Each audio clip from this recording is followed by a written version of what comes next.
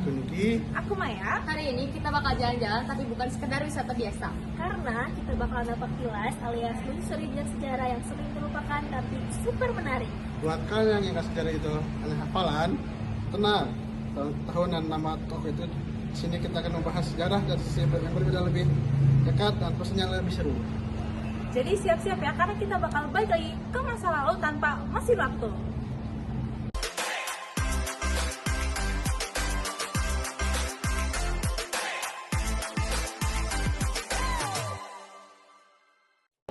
Halo teman-teman, pernah dengar nggak sih yang namanya Inggit Garnasi? Nah, beliau itu merupakan istri kedua dari Insinyur Soekarno. Selain itu, dia juga merupakan sosok yang dibalik perjuangan sang proklamator. Dan ini adalah rumah dari Inggit Garnasi. Yuk, kita masuk ke dalam. Nah, di rumah inilah sosok Soekarno muda menulis pidato, berdiskusi, dan juga menyatakan sekali ingin perjuangan. Tapi, itu semua tidak akan berjalan tanpa adanya sosok Inggit Garnasi. Nah, teman-teman tahu gak sih kalau Ibu Inggit Garnasi itu pernah bilang, aku bisa ikut kau berjuang tapi tidak untuk dimadu. Nah, dari situlah Ibu Inggit dan Bapak Soekarno itu berpisah. Nah, saat Soekarno dibuang ke Ende dan Bengkulu, Ibu Inggit pun ikut. Nah, di sana Ibu Inggit berjualan jamu demi untuk melangsungkan kehidupan mereka dan juga perjuangan. Sangat power banget kan Ibu Inggit Garnasi ini? Sosok Inggit Garnasi merupakan seorang pejuang wanita tanpa pangkat. Nah, di rumah inilah begitu banyak menyimpan kisah yang sangat besar. Jadi, kalau misalnya teman-teman ke Bandung, jangan cuma ke kafe estetik aja, tapi cobain main ke sini. Biar tahu arti apa itu perjuangan. Terima kasih. Tempat sejarah selanjutnya yaitu Museum Konferensi Asia Afrika. Gedung ini dibangun pada tahun 1895 dan masih aktif hingga saat ini. Museum ini buka 4 hari dalam seminggu, yaitu di hari Selasa, Kamis, Sabtu, dan Minggu, dan dibagi menjadi 2 sesi perharinya. Museum ini menyimpan berbagai koleksi berharga, termasuk dokumen asli, foto-foto, dan artefak dari Konferensi Asia Afrika di tahun 1955. Museum ini memiliki beberapa area utama yang menarik untuk dieksplorasi oleh para pengunjung. Museum Konferensi Asia Afrika bukan sekedar tempat menyimpan sejarah, tetapi sebagai sumber informasi bagi para generasi muda. Untuk memahami pentingnya solidaritas, perdamaian, dan perjuangan melawan penindasan. Melalui pengalaman interaktif dan dokumentasi sejarah yang kaya, kita diingatkan bahwa perjuangan untuk keadilan tidak mengenal batas negara. Sampai jumpa di tempat sejarah selanjutnya.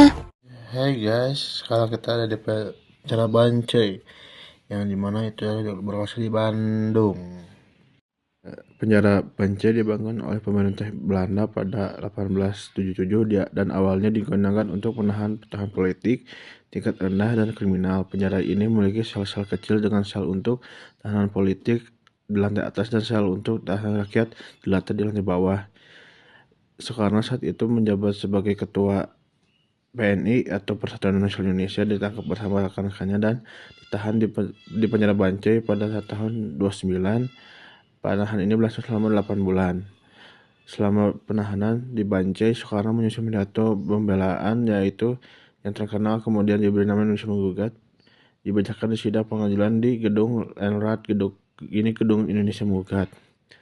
Pada 83, penjara ini dibongkar, jadikan kompleks pertokoan bernama Bancai Permai. Hanya satu sel bekas Soekarno, salah satunya bagian pengawas tersisa hingga di sekarang. Pak Ahmad ini adalah penjaga penjara Bancai yang sudah lama dia jaga di sini, dan beliau ini adalah yang setia menjaganya sampai sekarang, dan beliau ini siap untuk menerima tamu aja dari SMA sampai kuliah dan masyarakat. Jadi sekian dari ini, Assalamualaikum warahmatullahi wabarakatuh. Lo tahu gak sih, ada satu jalan di Bandung yang vibes-nya tuh kayak lagi di Eropa tahun 90-an. Namanya Jalan Braga. Dulu, Braga itu tempat nongkrongnya orang Belanda kelas atas. Ada bar, salon, sampai galeri seni. dijuluki jalan paling Eropa di Hindia Belanda loh. Bangunan-bangunan di sini tuh banyak yang masih asli dari zaman kolonial, desainnya yang khas, jadi nggak heran kalau Braga tuh kayak museum terbuka. Sampai sekarang, seni masih hidup di Braga, banyak mural kece buatan seniman lokal, dan spot foto yang estetik banget. Jadi, Jalan Braga tuh bukan cuma tempat nongkrong, tapi jadi saksi bisu, sejarah, budaya, dan seni yang masih hidup sampai sekarang. Udah pernah kesini belum? Oke guys, gitu aja jalan-jalan sejarah kita kali ini. Semoga bukan cuma jadi tontonan, tapi juga bisa jadi bahan renungan. Karena tiap batu dan bangunan punya cerita, dan kita akan mendengarnya setelah katakan. Sampai jumpa di Napak Tilas selanjutnya. Jangan lupa, sejarah itu bukan cuma pelajaran, tapi juga petualangan.